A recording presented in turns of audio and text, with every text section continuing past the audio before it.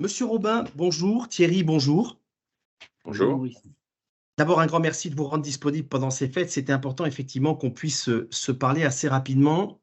Nos ambulanciers rencontrent quelques difficultés au moment d'aller faire la déclaration des transporteurs dans le cadre de l'avenant 11. Et Thierry, vous avez souhaité, et je pense que c'est une très bonne chose, que Monsieur Robin puisse être présent dans cette petite visio pour nous donner ces quelques éclaircissements. Je vous écoute, Thierry. Oui, tout d'abord, merci Monsieur Robin de votre présence et du temps que vous mettez à disposition. Effectivement, suite aux différentes montées que nous avons eues, de grandes difficultés sont apparues au niveau des entreprises, essentiellement de deux, les entreprises bicéphales taxi VSL et les entreprises qui ont plusieurs entreprises avec une seule carte CDE, CPE.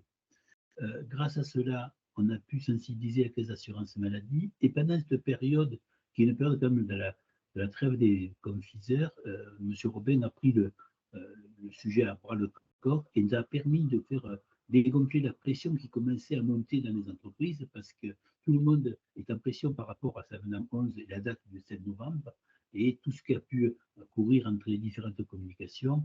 Et grâce à son intervention et à son efficacité, ça a permis, un, de découvrir et deux, d'apporter une réponse aux entreprises. Alors, Franck, effectivement, deux situations qui nécessitent un peu d'éclaircissement de votre part. On vous écoute, Franck.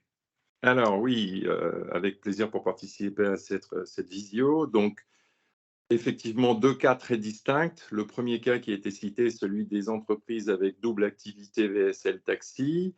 J'ai parlé à très nombreuses entreprises depuis 2-3 jours.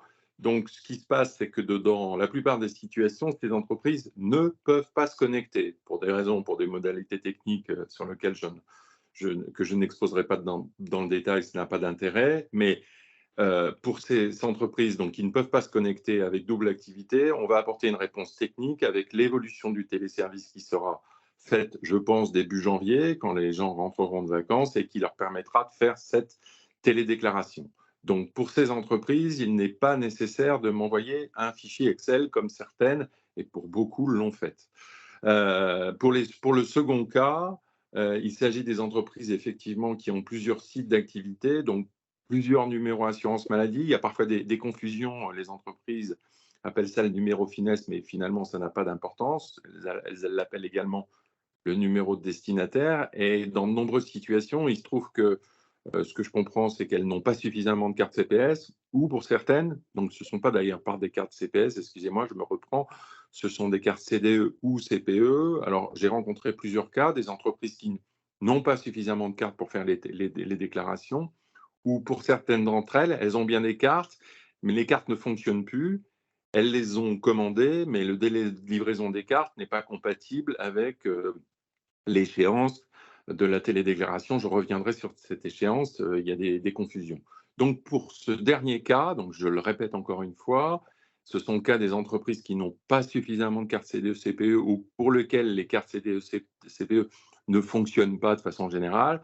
Donc, il faut m'envoyer un fichier Excel comme précisé dans le flash décembre numéro 3 de mémoire de la FNMS qui permet de me communiquer le numéro d'assurance maladie, me confirmant dans la deuxième colonne qu'elle considère être certifiée pour l'ensemble de sa flotte, la date de la déclaration qui est la date du mail, la date de mon envoi, et la date à laquelle l'entreprise déclare être certifiée. On va prendre l'exemple d'aujourd'hui, je pense qu'on est le 23.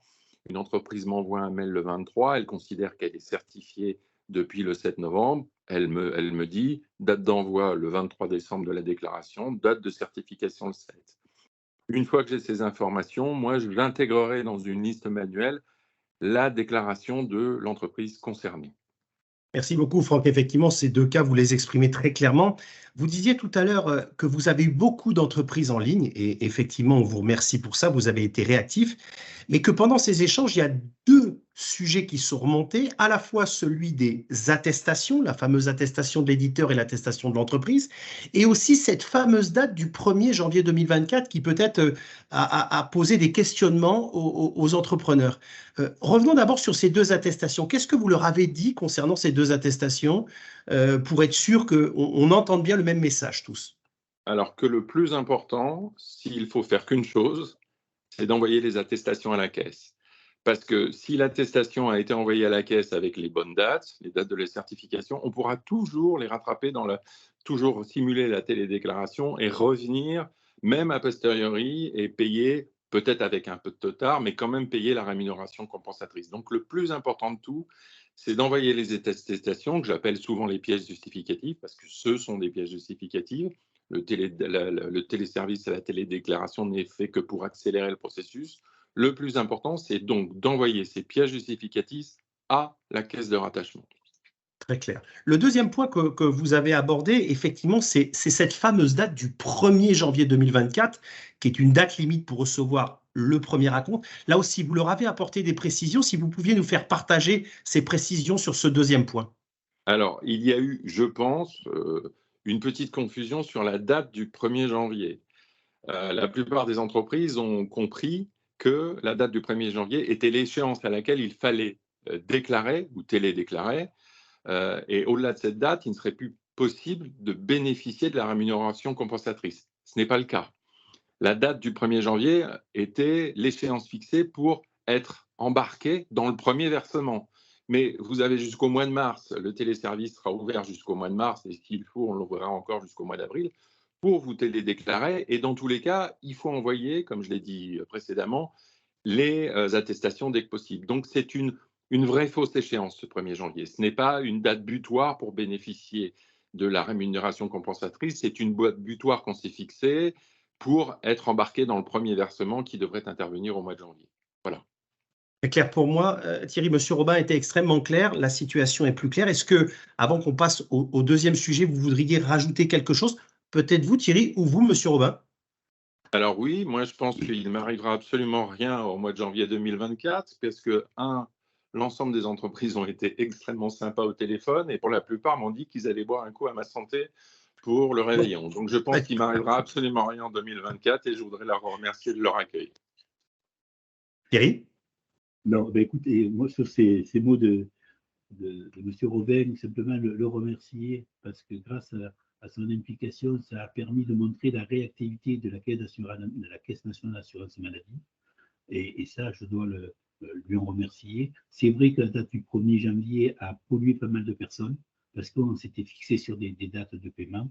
Et c'est vrai qu'on y verra beaucoup plus clair dans début janvier. Et je crois que nous avons une commission de concertation nationale le 22 ou 23 janvier, si mes souvenirs sont bons.